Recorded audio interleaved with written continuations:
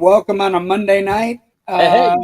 It's a generation movie. My name is J.W. Colwell. I'm joined by my co-host, my partner in crime, my fellow movie buff and film buff, Rich Drees. How are you, Rich?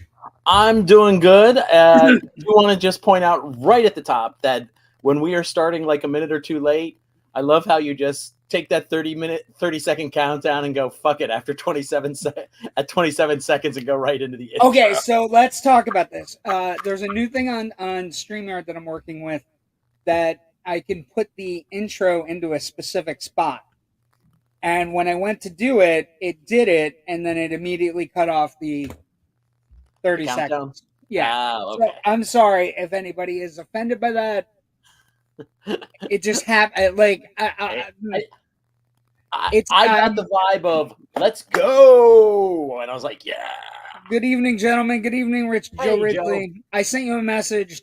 Send me a message later. Good evening, friends. Happy Thanksgiving to my Canadian friends. I did not know it was Canadian Thanksgiving. Happy Canadian Thanksgiving. Why hasn't Ryan Reynolds told me about this? Because Ryan Reynolds is all things Canadian. Before we go any further, I do want to say I'm glad to see both you and Joe are dry and well and have electricity and internet and yes. It was. I'm not gonna. Talking about the hurricane a little bit. I live in Florida. For anybody who doesn't know, and amateur producers. That's exactly right, motherfucker. Just trying to learn new stuff, Joe. You don't have to rub it in. Anyway, I will say I my heart goes out to everybody who is still without power. We have a lot of people without power in Volusia County. I'm also, my heart goes out to anybody who's, lost their homes or, don't have a place to go back to, or any of those things, don't have food to fill their kids' mouths. I am thinking about all of those people, and I would also recommend everybody look into FEMA and look into the things that are there for the help of the American people. Do not believe all the bullshit you're hearing or reading online. And at least look into it just for your own sake. And then if it doesn't meet your things, you can complain about it. But I'm thinking about everybody. So I wear CPAP at night because I'm a fat guy and that's how things are. And I snore. And what had happened on Wednesday night is that our power went on, but the generator didn't kick in. So we had to have somebody come out on Thursday and fix the generator in the middle of the storm. And but my mask went off. So I would wake up gasping because like the air is going into my mask. And if it stops going into my mask, I have a mask on that's not doing anything. So I woke up in the middle of the night on Wednesday at about 2 or 3 in the morning, and I could not get back to sleep. It was scary. It was constant. Like the noise, the ambient noise of the storm was unlike anything I've ever heard. And I've been through big storms. but it wasn't long. Like I was thinking about, we were comparing it to other storms. Ian took forever, right? It just, some of the storms take longer. This one was very big in the moment. And, Wednesday into Thursday was psychotic. Our yard was covered in debris. So that was an exciting 2 days before we got our power back. Like we didn't have anything to do before our power and internet came back on. So we were cleaning the yard, playing with the kids, doing everything we could. But it was a scary storm. And, I need to point out that this is the second storm in a row that's generated out of the Gulf area where storms don't normally come from. So either you believe things are not going well and the water's way warmer than it should be. And, it's just weird. There's a lot of weird things, like the storms are getting stronger and, all these things are happening but it was a scary storm. I was awake for most of it. Waves of noise, waves of water hitting the windows and just wind and just craziness. And somebody said, what kind of storm was it like? I was like, the perfect storm is all I could think of because the water was crashing against the house. You know what I mean? Like just in waves. And it was like, so I was thinking the perfect storm was the storm I was thinking about. Okay. Hi guys. Hi Raven.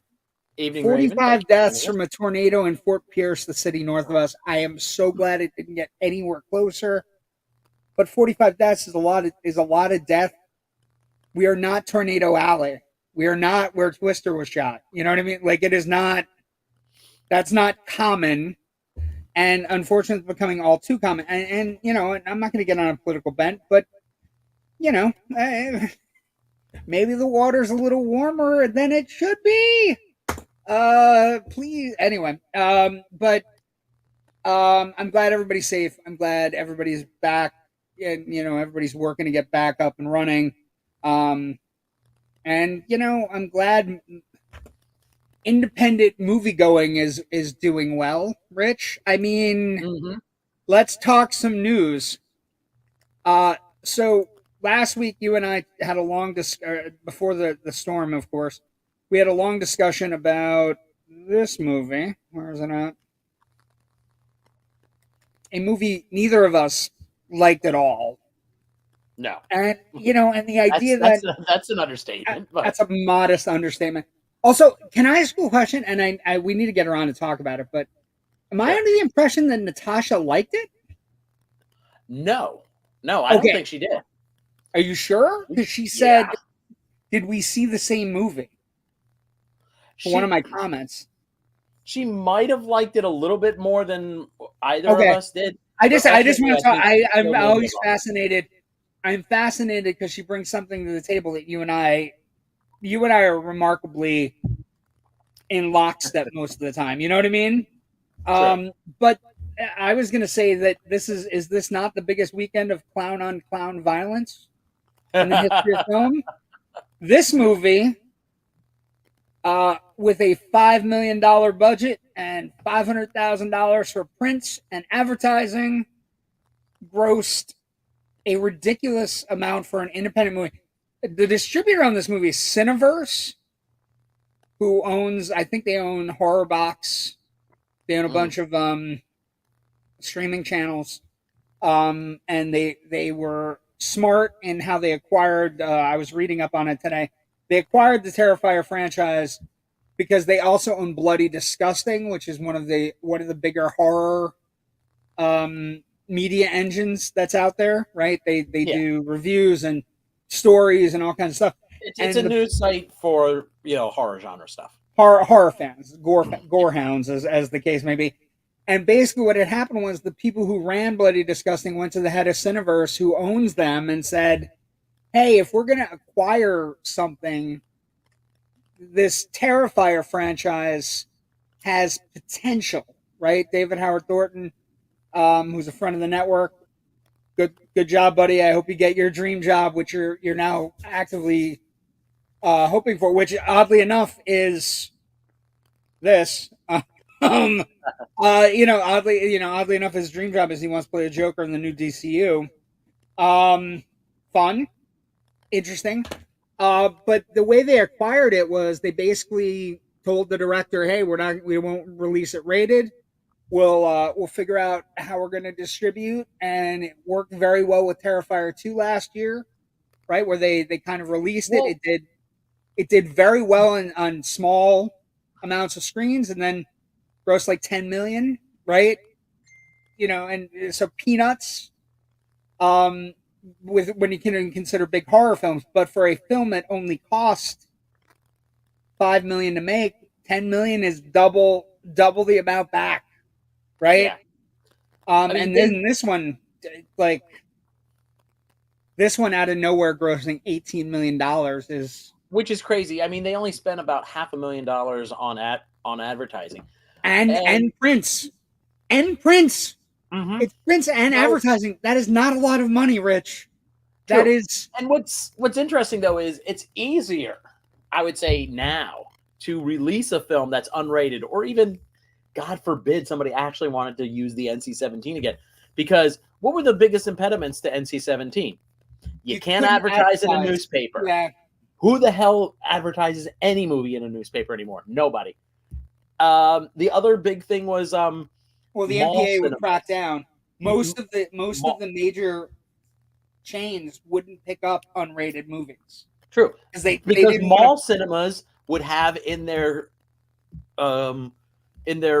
agreements, their rental agreements.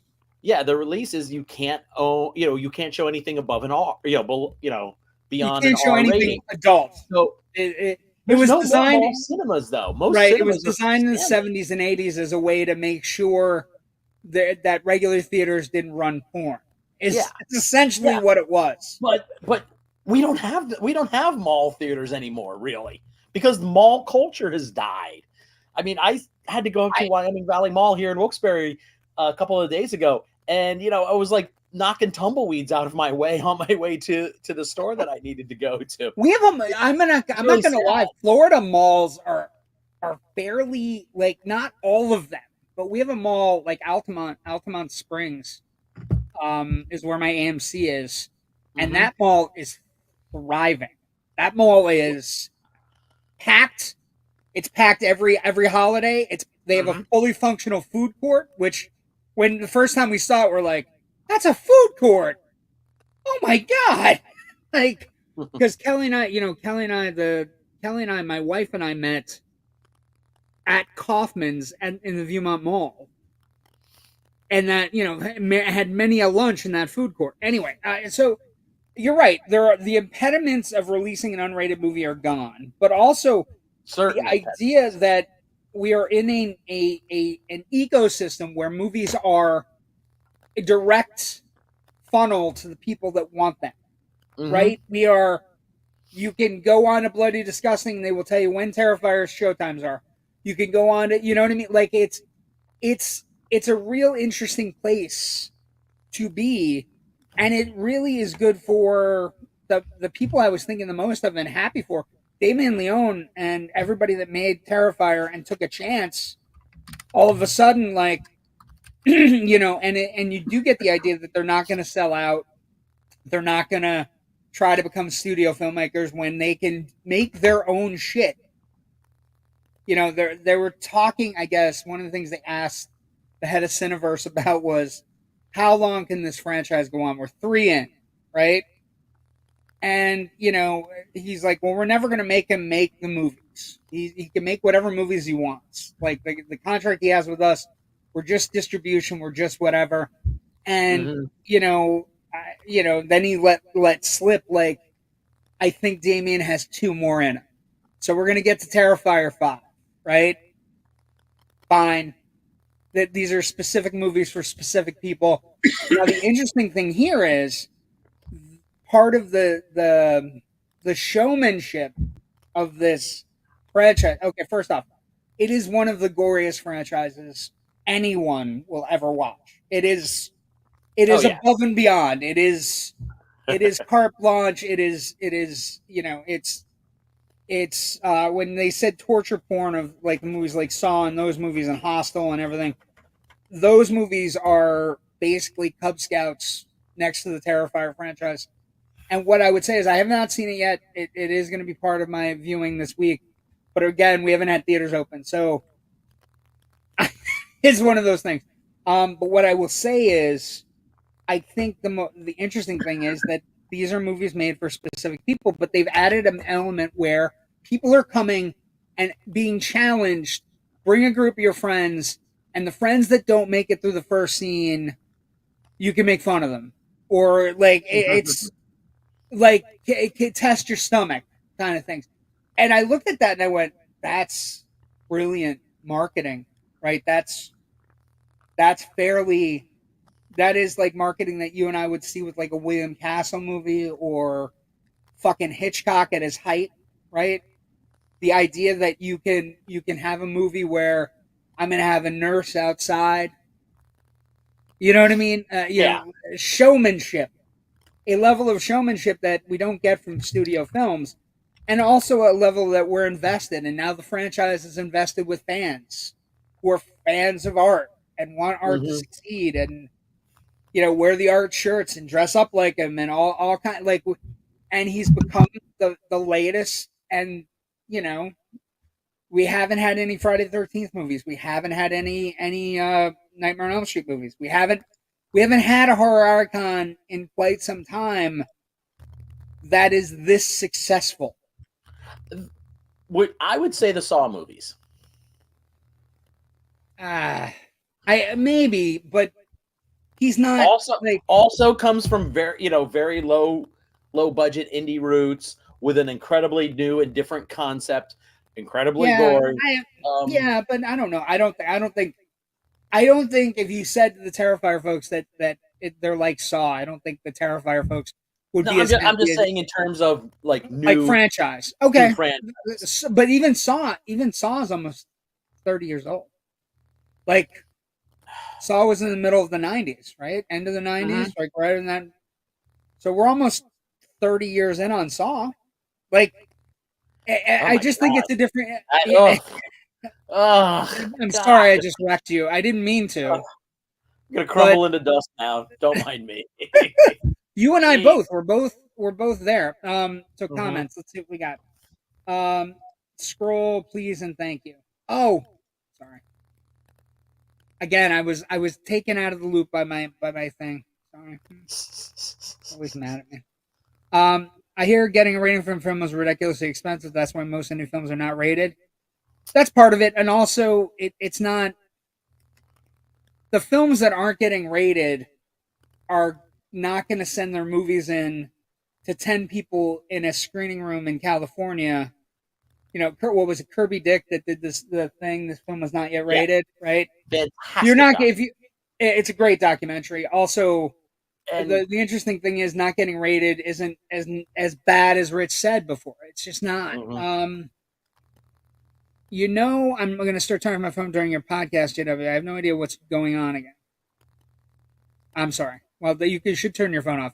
Rich and I should be. Anyway, Saw and Scream. Have your undivided attention. Yeah, Scream also might be one of the. Scream is a relatively indestructible franchise at this point. There hasn't really been a bad movie. Knock on wood. They're not alike, but in franchising. Yeah, I agree. But so that's the story of the weekend. That's the good story of the weekend. The bad story this weekend is $51 million in 2 weeks. 81%. 81%, Rich, is Geely numbers. Geely numbers. That is a hell of a drop off for Joker to 44 to 7. First to fourth. Like it didn't even do double digits. Taking a look here. I see, Beetlejuice is in its 6th week of release and is doing better business, which just goes to show Michael Keaton once again beating the Joker. But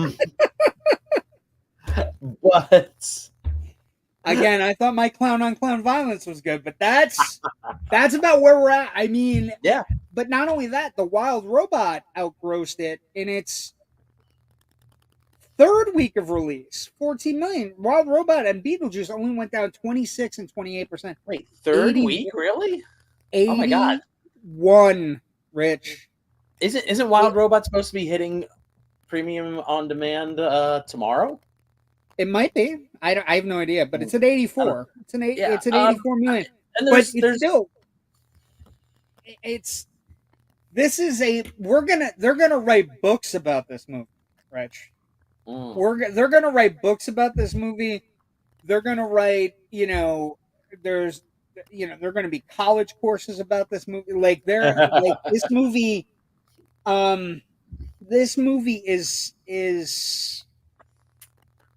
I don't know how to explain it, but I don't know that you and I have been involved in a bigger flub. Like, although I will say our good friend Alan Berkavich would say this is DC's MO. This is what they do. They get something good or they have a good idea or whatever, and then immediately, try to make a second one and it falls apart. But this was different. Kind of outside of DC Studios, though. That's the thing.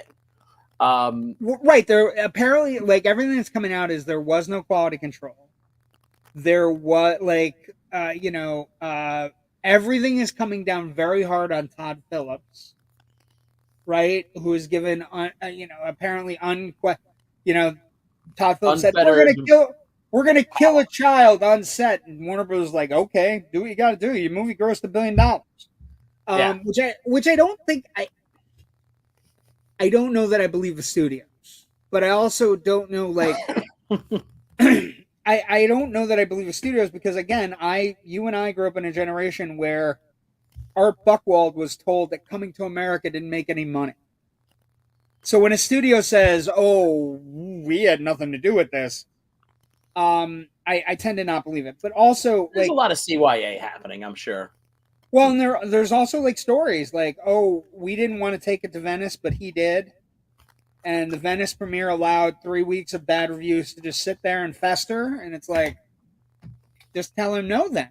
Like, why are we, you make movies. Why are you acquiescing that kind of power to him? Yeah. And also, if you were sitting in a screening room and you knew you had a dud, right? Unless, of course, Rich, they didn't think they had a dud, right? They thought that it worked somehow. Right. And I don't know that, again, the more I think about it, and somebody asked me about this, I maybe think this was Todd Phillips just kind of walking away. I just feel that. Don't you feel that? Like, the movie feels lazy. It also feels like everything you liked about the first one, him becoming the Joker, all gone.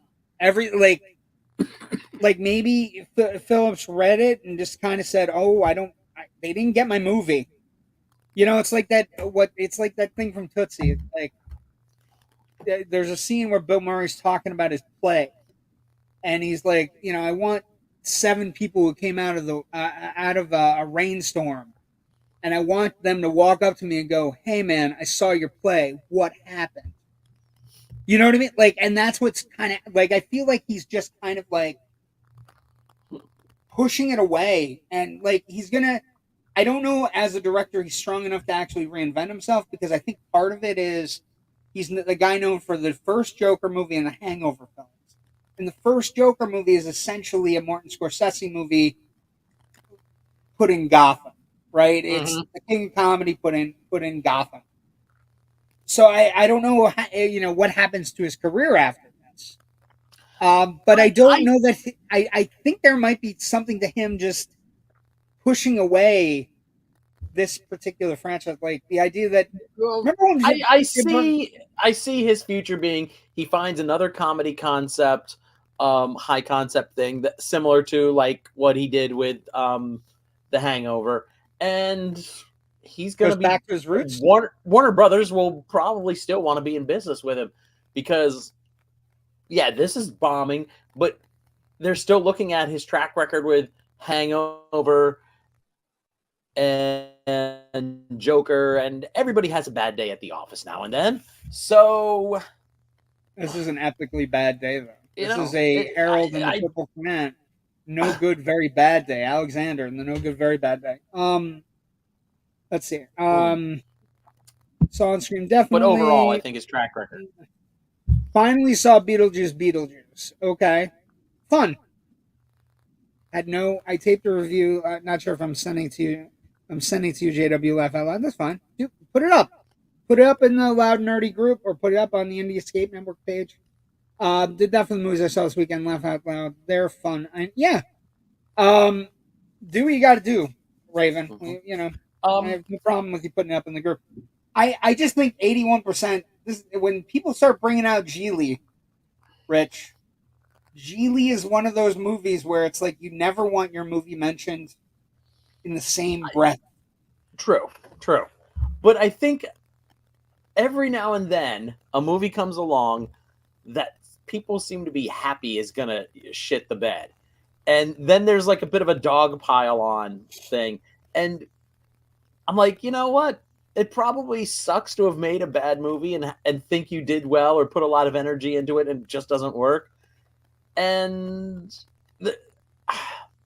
this is historically bad.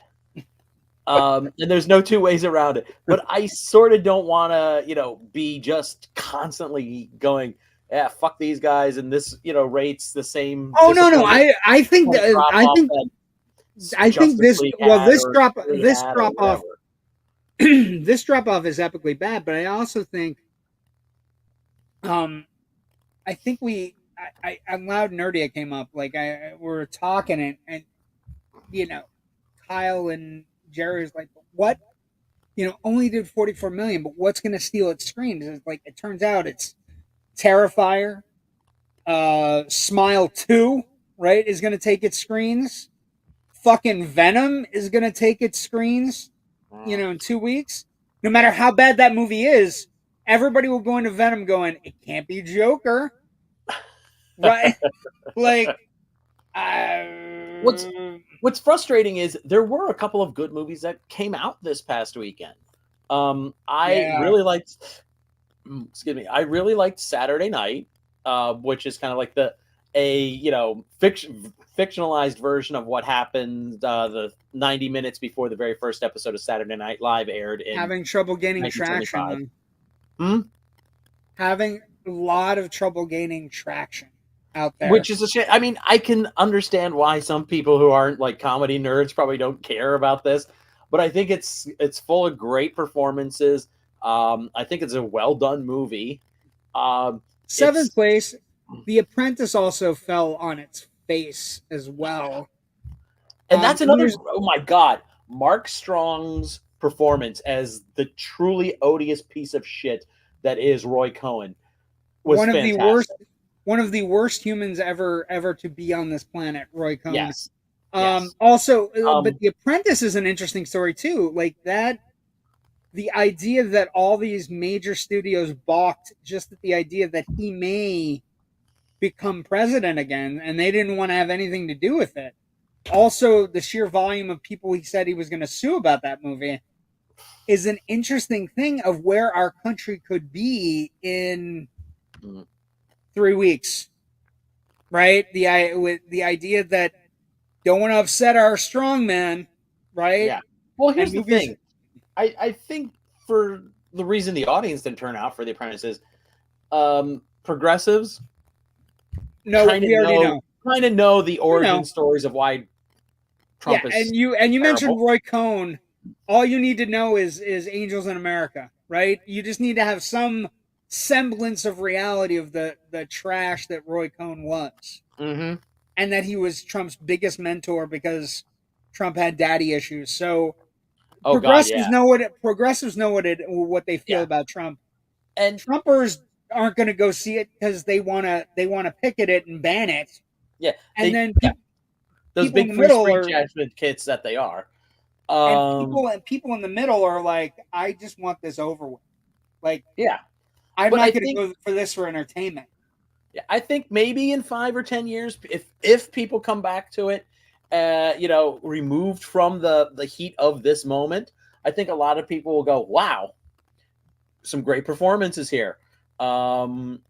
It's a well done, well constructed film. I think it explores those formative years that, and what went wrong with with them that led us to what we kind of what went dealing with wrong. today. And I know we don't normally deal with politics too much on this show, although I think we both wearing our politics on our sleeves at this moment. We wear it on our sleeves, but it proudly, by the way. I don't. Yes, I could see where somebody would say it would be hard to set aside my feelings and just look at this movie as a movie, if they were a Trump fan. So, but I would say, check it out, because I mean, there's, like I said, some good performances in here. Yeah, both Sebastian Stan and Mark Strong get great. But so a weird week at the box office, a down frame, as some weeks in 2024 have been great, other weeks in 2024 have not been great. So what else some comments. It's bad, but it's not really bad. I'm not saying the quality of the film. What I'm saying is Geely is the only other film to have an 81% drop in its second week of release ever. So when Joker gets mentioned with Geely, it's bad. It's no film wants to be in that conversation. Wild Robot, fantastic. I enjoyed Saturday Night, probably a one-time watch. Sure. Oh, I'm an SNL nerd anyways, and a comedy history nerd. So for me, that's the second the Blu-ray hits. Trying to make it to Superman in the theater, but it isn't looking good for me. I'm sorry about that. That movie,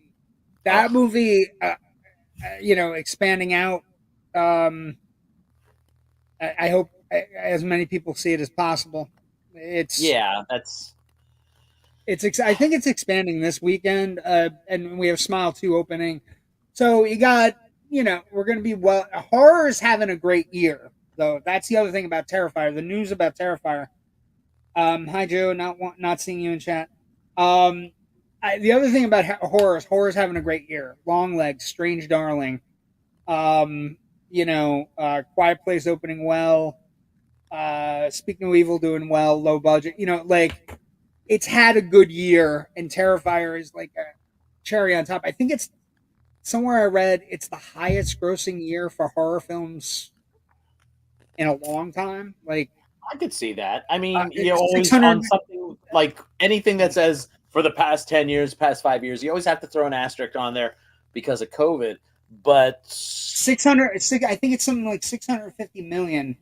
Terrifier put it over the 650 million mark out of the $11 billion. Now we're going to have to make up some things, because this weekend and Joker failing has put, I will say it put into place, we're trying to catch up to last year. So we were down to 11%, Rich, and this weekend put it back up to 11.5% off of last year's growth. So we got, it's interesting. But there are some big movies coming out. I think Wicked's going to be huge. I think Sonic 3 is going to do very well in the holiday quarter. It's a kids movie, and it's opening, a couple days before Christmas. And I have 2 kids in the house that are both have picked their Halloween costumes, and both are being Sonic characters, which has led to me kind of thinking I might have to be Dr. Eggman. Anyway, that's just my craziness. But let's talk about what we're here to talk about. 34 minutes in, sorry. Dark Star. So the interesting thing here, right? Dark Star is, while we're talking about very low budget stuff. Yeah, speaking of very low budget stuff, Dark Star is the brainchild of 2 of the greatest writer/director, writer/director/creators of all time, with regards to film and film history. So John Carpenter and Dan O'Bannon meet at USC Film School, and they have to make a student project. And this movie starts out as that student project, Rich. right? It begins as a 45-minute, 16 millimeter student project with a USC budget of $1,000 in 1970. And so they complete the first version of the film in 72. Carpenter has to dub his voiceover because some of the actors they get aren't English friendly. They eventually run out of money. They want a feature film. They want to release a movie, so they get $10,000 from Jonathan Kaplan, and then another support from a Canadian distributor named Jack Murphy, which allows them to shoot another 50 minutes in 1973. Basically, Asteroid Storm, Doolittle playing bottles on strings for musical instrument, any of the scenes with the crew sleeping quarters, and then the hallway scenes with Pinback and the sun lamp, Bowler with the laser gun, etc. And most importantly, Rich, any of the scenes with the alien basketball or the alien beach ball, which is utterly amazing in every conceivable way. It's my favorite thing in the movie. That and the bombs. I love the bombs. I love the beach ball. Alien. He's funny. He makes me laugh. And it basically, all these actors had left. They had shorter hair at the time. They wore wigs to continue continuity. Then they meet John Landis, and this is where you have some information, right? Because John Landis gives them. John Landis was just finishing up his first feature, Schlock. And he was working with producer Jack Harris, who his best known work, his best known film that his name is on, let's put it that way, is, of course, the original 1958 The Blob. He wrote his own memoirs here, so I'm kind of going from what he said there. Now, I do want Father of the Blob. I want to sidebar for a second on this title. The Blob was created by Shorty Ayworth, and it was developed kind of within his little film colony at Valley Forge Films outside of Phoenixville, Pennsylvania. Jack Harris was the money guy. He kind of came in and helped them secure the deal with Universal for the film. Calling yourself as much as he's the Blob, yes. in the industry, calling himself the father of the Blob is a little bit of stolen valor, in my opinion. And honestly, his Bank of the Blob would be better. Wouldn't Bank of the Blob? Banker of the Blob, or Sugar Daddy of the Blob, maybe. Sugar Daddy of the Blob. Yes. Actually, that would probably sold more books. People would have had questions. Jack is working with, and I've met Jack once or twice before he passed away. My God, he signed this copy of this book, so he signed my copy of this book. Name dropper. Name dropper. Blob Daddy. Ugh. Anyways, Jack Harris is working with John Landis on a distribution deal for Schlock. Landis knows Dan O'Bannon, co-writer and co-star of Dark Star. Yeah, all these people in the 70s were all together. Like they all, everybody. And he says, was with everybody at UCLA. Like it was crazy. In the give Jack Harris a call. Harris, reaches out to Carpenter and O'Bannon, watches the film that they have, and is monumentally unimpressed. He's like, there's a couple of good things in here, but there's about 30 minutes of trash.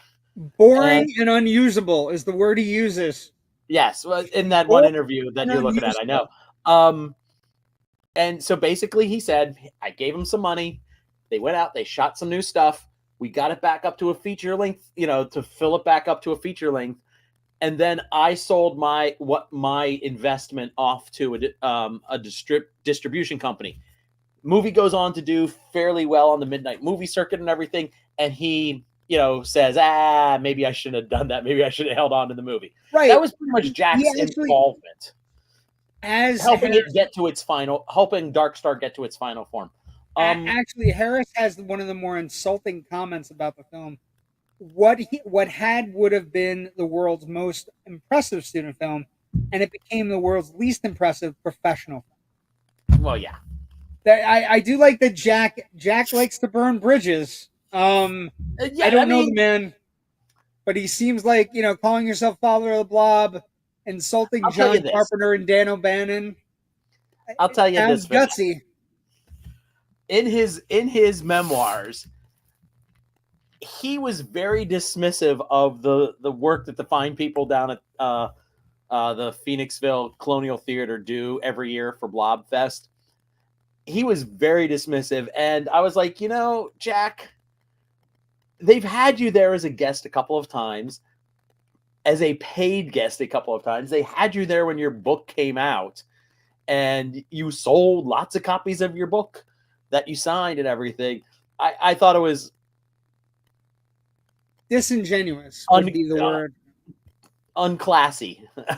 It was very déclassé. Déclassé. I like that. Yeah, I was. But yeah, I mean, to kind of shit on the hand that's feeding you a little bit there. Keeping one of your best known movies in the public eye and fans' consciousness like that. Well, and then that kind of reads how he treated Carpenter and O'Bannon. And can you imagine, like, you're a producer and you come across two people that will become Dan O'Bannon and John Carpenter, and what we know the guy now who does the Halloween franchise and the guy who launches the Alien franchise. Yeah, well, in the Alien franchise, well, we'll talk about it in Legacy. Oh yeah, we'll talk about it. There's a lot of Alien in this movie. There's a lot of Legacy here, but also, so yeah, I mean, that's kind of how we get to where it's going. The visual effects, soundtrack are all parts of this story. I was gonna say, I don't want to spend a whole lot of time on Jack Harris because he's a very small part of this story, even though he gets a solo credit card on thing. I'd rather talk about like the work of like Greg Jean, the model maker here, who built these models and then went on to work on like Star Trek and Star Wars and 100 other things, V in the 80s and stuff like that.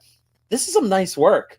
Well, also, like, this is the special effects in the soundtrack are key components to where these two people will go, right? O'Bannon devises the animated effect with stars in the background turn into streaks of light, which creates essentially the first and the first time anybody's ever seen hyperspace in a film, right? Yeah, the concept and the Stargate streaking sequence, basically, he wasn't trying to copy 2001, but it becomes the way the Millennium Falcon goes to hyperspace. So, Greg Jean, right? The model work is fantastic. Bob Greenberg does most of the animation. Ron Cobb designs the spaceship. And basically the spaceship comes about because they're having breakfast one day and they're like, what would the spaceship look like? Well, it would kind of look like they're drawing on fucking napkins at IHOP. Yeah. In California. So, like, there are great stories behind the stories with this movie. And then the soundtrack, have to talk about it because the soundtrack is electronic music created by John Carpenter with a modular synthesizer, right? Mm-hmm. And basically, it's an incredible soundtrack that will sound remarkably familiar to anybody who's seen a guy in a William Shatner mask chase after Jamie Lee Curtis. So it's right there, right? And then of course they play a song called Benson, Arizona, which is just this crazy, song that's both sad and kind of a satire of sad country music. But Carpenter wrote that too. It's so weird that he does this like kind of weird futuristic electronica thing here, and then over here he's doing like this kind of a sad, like I lost my modular home and my starship kind of song. about Benson, Arizona, which it's just a funny song. And that's the tone of this piece is another thing that it comes across. It's not because of the budget, but the budget helps that it becomes this kind of people doing serious things, but also, of stuff they've seen before, right? So that's part of the production is that it looks a certain way, and then when you see it now, if you were to see it now, as Joe put out, I've never heard of Dark Star. It's John Carpenter's first movie, and to be honest, Rich, it's all there, right? Everything that Carpenter will become known for is sitting right there. Everything that Dan O'Bannon is known for is sitting there in the production, right? They add the beach ball, the alien component, skulking around the ship, this beach ball with feet, which reminded me so much of Attack of the Killer Tomatoes that I couldn't. I was just like, that's absolutely correct. And I'm mad I've never put those two together before. Because it's that when like there's a sequence where Pinback is chasing the beach ball, and the beach ball's like sneaking around, and it's like ducking around corners. It's like sticking its head out, like, and it's kind of like running away as only a beach ball can. It's a beach ball feat. It's just, but it reminded me of so many of those moments, like as it's emoting, but it's emoting like the tomatoes from Attack of the Killer Tomatoes. Anyway, so production happens. They get money here and there. They piece together. The movie ends up with a running time, depending on what version you see, because there are several versions, about 83 minutes. And like I said, it all starts with this tiny budgeted student film where they weren't trying to really ape anything. They were just trying to make a movie that they were into. Like, what would happen if all these people got stuck in a ship and they, all the questions we still have, by the way, they're not quite like, this is a 70s movie where all the questions about space travel are still the questions we are having about space travel in 2024. Is it a polished film? No, but it's a cult film. It feels like when you're watching it, if you are certainly a fan of the sci-fi franchises or sci-fi movies in general, you'll get a chuckle at it because they have an idea of what those movies are, and they're trying to like make you go, hey, some of this stuff, like I was thinking, and again, we'll talk about it as we get to that. It gets released, right?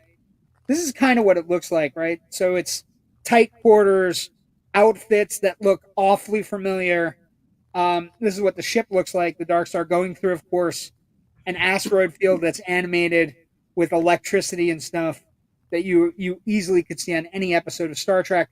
This is Pinback and his folding chair, which again, I want you to take a look at this picture, folks, and go, hey, that looks remarkably like, I don't know, Kurt Russell in The Thing. Anyway, so many things here. And then, like I said, the patches on their arms, like the names, all of these things all kind of, get into, like, they also do the space suits that actually have,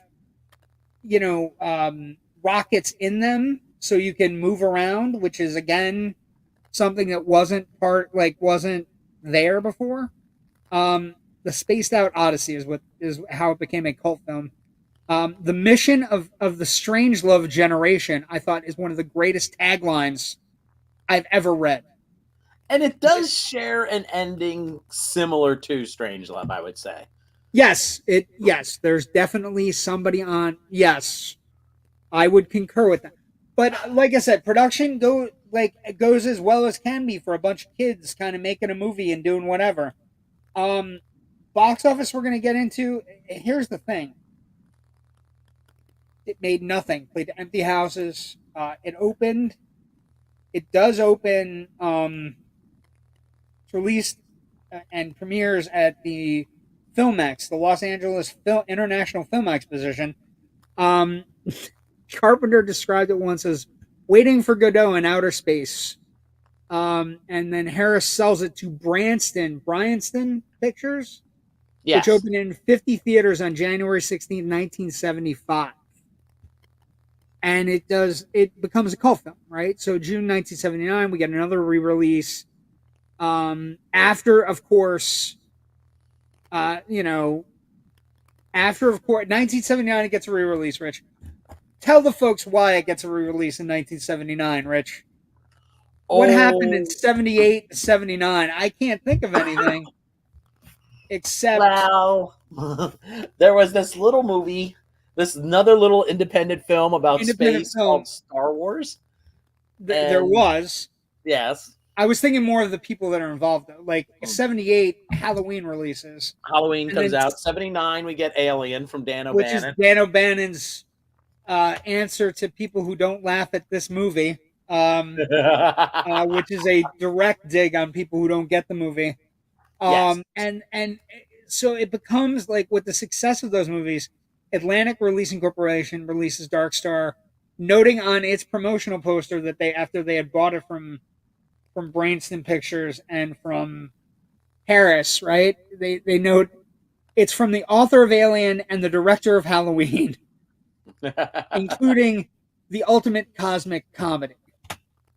Mm-hmm. And I would say it's more a dark comedy. It's definitely gallows humor, right? They're in space for 20 years. So box office.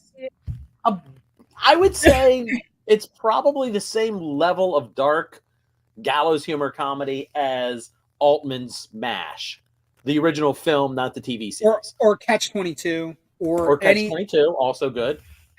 Any number of movies where the people that are doing their things and banging their heads against the wall aren't necessarily the best people do it, and they're also not necessarily going to survive it.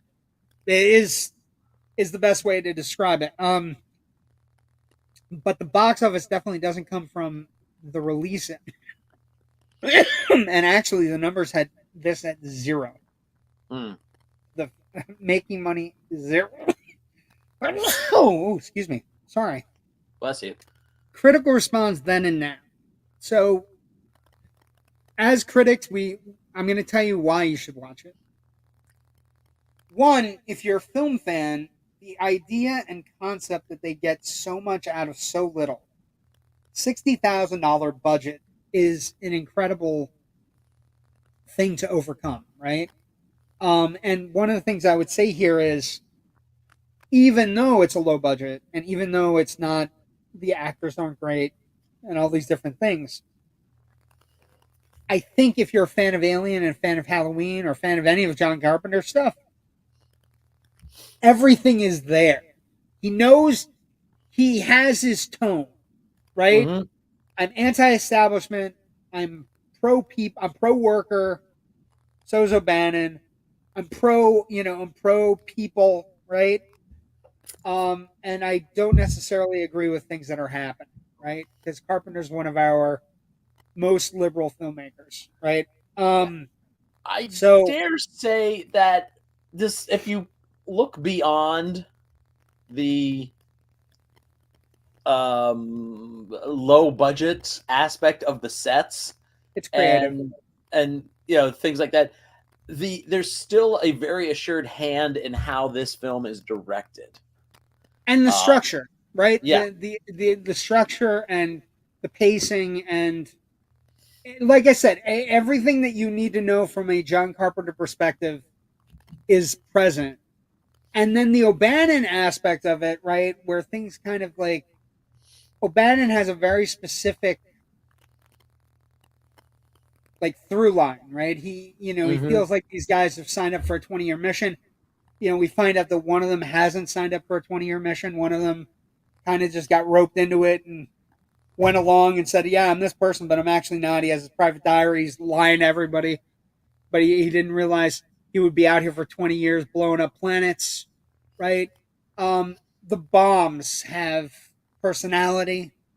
The computer is like mother, right? And the computer is this female voice that is very eerily reminiscent of things from Alien. And like I said, I think the critical response was that when it came out, it was like, what is this? Right. And then after years, it eventually kind of finds its place. But it's mostly known now as a cult film where you can see, you can see it as like, you can see it as a satire of the 2001 if you really want to. I don't know that that's what they were trying for, because I feel like both of them would not be people that would make fun of 2001. Mm-hmm. You know what I mean?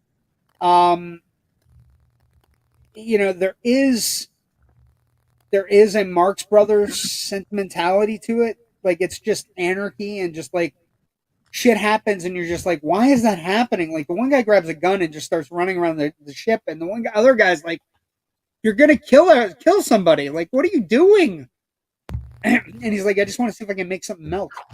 Like, and then the beach ball shows up. Sorry to interrupt. I just want to make sure that my mic is muting when I'm hitting a mute thing over here. When I'm try it. No, I can't. Okay, good, because I don't want to be like coughing while you're making good points. We're both got the sniffles tonight. I've been out cleaning up debris, so I can't be held accountable. But yeah, I mean, there is an anarchy to it. Roger Ebert at one point said the first time he saw it, he wasn't impressed with it, but the second time he saw it, got it. Like, he understood it. Like, one of the things that came up was he gave it 3 out of 4 stars. Dark Star is one of the damnedest science fiction movies I've ever seen. A berserk combination of space opera, intelligent bombs, and beach balls from other worlds. The beach ball, I got to tell you, the beach ball's inspired. Like, it's got personality. The hands are weird. Like, it's one of my favorite things. And it's like the one guy has to feed it, and it's like a gremlin, and it just doesn't want to be fed, and it kind of starts chasing around. He's hiding around corners, and there's a lot to like. There's a lot to laugh at, and there's a lot. The satire they get right before any of the stuff that's going to come through, before Star Wars, before Flash Gordon, before any of these things that we love from the 80s, right? They get all that satire right in this movie. I was chuckling all day. I had never seen it before, and I was chuckling all day, just going, "Oh yeah, that is right. That always happens." There's a funny sequence with like a countdown clock where they're having a conversation with one of the bombs, and he's like, "I've been told to go off twice, and you're telling me no now, and I don't take it as that." And then somebody goes out and gives a therapy session to the bomb, and then the bomb doesn't want to work at all, and it just becomes like, that's kind of a treatise on workers, right? Like, you get lectured about your job so much, and you just get so many false things that you just go, I'm done. But like, I was gonna say, this is like the 4th or 5th time I've seen this movie. I first saw it in college, and I've kind of watched it a couple of times. I bought the DVD back somewhere along the line, and watched it once or twice, and then again this afternoon. And I think I do appreciate it more. I mean, I liked it the first time, but I appreciate it more and more. How much they get right, satire-wise. Yeah. They get a lot right with what's wrong with whatever movies. And I don't necessarily think they're making fun of 2001, although I could see it. You know what I mean? But I think it's more like, for me, the humor and everything that comes across is also what it's going to inspire, right? Like, the movies... The critical response, the thing that you're looking at when you're watching it, is that it's this time capsule of these 2 guys that are going to go on to make 2 of the most important movies in the history of film. Right? It's an amazing acorn. Yes, that's of what will become a tree. Very strong. Right, and it's all there. Like, Carpenter's hatred of the military complex, O'Bannon understanding the idea that chasing something around in the dark on a spaceship might not be the greatest job. You know what I mean? Like, yeah, just like, it's all there. and that's where I think the most can come for people who maybe have never seen it or maybe don't know what it is, watching it going, oh, this is John Carpenter. Like the first time the synthesizer music starts with this movie, it has to do with the beach ball, and it immediately your mind shifts to, holy shit, that's remarkably close to Michael Myers' theme. And that's where we should jump. We should jump right to legacy. The legacy here is these are two babies that are going to go on to do amazing things. Like we've talked about how some movies are like rough drafts for another film. I mean, I know in the last couple of weeks I've said like Alien Resurrection is a rough draft. Joss Whedon writing a rough draft of what becomes Firefly in terms of like the crew and everything. Yeah. Yeah. This is definitely Carpenter starting to work out his rough draft ideas for what will, Halloween, and how he will, and how he's going to shoot things. How he's going to shoot things. Also, how he's going to, like, the length of his movies. This movie's an hour and 23 minutes. And if you look at Carpenter, most of his movies are short. Like, they are. Oh, yeah. He's not big into, like, length of film. Like, he would not be in touch with today's films, which are 2 hours 20 without even missing a beat. And, we see Dan O'Bannon working out a rough draft, really, of blue-collar workers stuck in space, and then, add the beach ball segment and, the beach ball alien segment in, and that's boom, that's Alien. And this movie pisses people up enough. Like, the influences are incredible. Like, the beach ball with claws segment of the film, O'Bannon basically turned into Alien, right? Yeah. And then basically the way it come about is because he, and I get his humorous comment, O'Bannon made the comment, if I can't make them laugh, then maybe I can make them scream. Well done, sir. Congratulations. Yep. It's a boy. You get it. That's true. And that's the thing about horror movies, right? Horror movies are, you're either screaming or you're laughing because you're like, holy fuck, I can't believe this happened, right? Like, holy shit, what's going to happen? Nervous laughter or screaming, whatever. And he gets it, and basically he goes to these screenings of this movie, and nobody's laughing at his jokes, and he's like, fine, fuck it. You know what I mean? That, other things that come about, like, Doug Naylor, who created the incredible sitcom Red Dwarf on the BBC. Mm-hmm. Well, co-created, sorry. Basically, he has a radio show called Dave Holland's Space Cadet, and eventually those sketches evolve into Red Dwarf, and he said the whole basis for those sketches was Dark Star. Oh, yeah. The Machinima series, Red versus Blue, Bernie Burns, Metal Gear series creator Hideo Kojima. The iDroid's voice was inspired by the female computer. Benson, Arizona has a Dark Star Road referencing the film song named after the city. Like, it is an incredibly influential movie that you have not seen, right? Like, that not a lot of people have seen. And it's free on Peacock right now.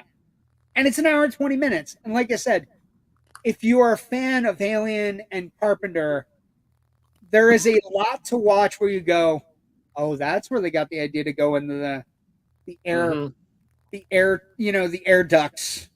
That's where they got the idea to do this. The woman's voice is right out of minimum 5 minutes, minimum safe distance is the computer robot in this movie, the mother type computer that basically tells guys, I don't know if you realize this, but my shielding was impacted by the last storm we went through, and we're now going through the same kind of storm. I'm going to need you to check off all 35 things that need to be done to protect the ship from blowing up. And just the guys scrambling, touching buttons and doing like that is also one of my favorite things in this movie is there is a sheer volume of jargon that is just it's bullshit. and it's amazing, and it's stuff that you definitely hear on Star Trek. You know what I mean? Like, it's stuff that you definitely have heard in Star Trek movies, and and it's just it's all right there, and everybody involved is having a blast, and for the most part, what you get out of it is it's like a time capsule. Like sometimes towns have those time capsules. This is what our town was like in 1960, right? And people open them up after a certain amount of time. This is a time capsule showing you two guys who had not made it yet, who were about to, and who take everything they've learned from this movie and put it into other movies. So it's kind of like the franchise viability, not at all, but legacy. It's a movie that will show you what filmmakers are capable of, especially the two that are mostly involved with this movie as writer directors. Right? They're just they're all over it, and the score. Anytime you think about a John Carpenter movie, the best thing, often one of the best things about any John Carpenter music is that he's going to write the music and it's going to be banging. And sometimes it's the best thing about it. Like Ghosts of Mars, the soundtrack is the best thing about that movie, right? But everything else, is Carpenter and it's in full, and I think that's an amazing kind of love letter to both of them, and the idea that these guys are going to go places when nobody thought they were going to go places. That's the other. It's like you're in on a baseball card that you didn't know you had. You know what I mean? Like, and you can watch it and kind of like see everything, how it's going to play out. I've not thumbed through some old comic boxes and I was like, oh, this thing I know is worth $15. Why is it sitting here? It's a great little undiscovered gem that people I think will. If you watch it, if you give it a chance, you'll get a chuckle out of it. But also, if you're really paying attention on a filmmaker level, you can see what they're doing. And another thing that I need to point out, Quentin Tarantino apparently always recommended this movie when he worked at the video store. It was one of his most recommended movies. It was on his shelf if he had a shelf, and he's called it a masterpiece. And while he throws that thing around a little every once in a while, I think he understands what he's saying when he says it is, because I think from a filmmaking perspective, $60,000 budget, what they achieve and what they get out of a $60,000 budget, plus the idea that you're watching future Hall of Famers playing a t-ball game. You know what I mean? Like it is the best as the baseball playoffs are happening. It's the best way to describe it. Okay, I will go with you there. That is it. What about you, Rich Drees? First off, if you like our show and if you like hearing about film history, about movies that you may not have seen, like Joe Ridgely mentioned earlier, go to the YouTube, go to our YouTube page, like the Indie Escape Network. Go to our Facebook page, like the Indie Escape Network page. Also on Instagram, everywhere. Like us, find us, whatever. Rich Drees, where can people find you if they want like SNL talk? Because I know we talked about Saturday night, and I know that's something you got going on.